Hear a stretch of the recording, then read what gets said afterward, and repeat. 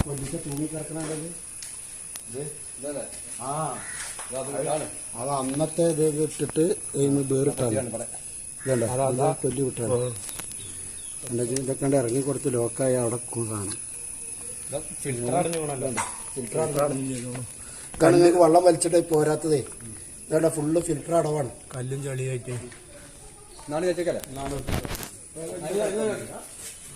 എല്ലാം കത്തിക്കാം. അത് പിടിച്ച അടി പിടിച്ചു അതിന്റെ നടുക്കള വെച്ചാൽ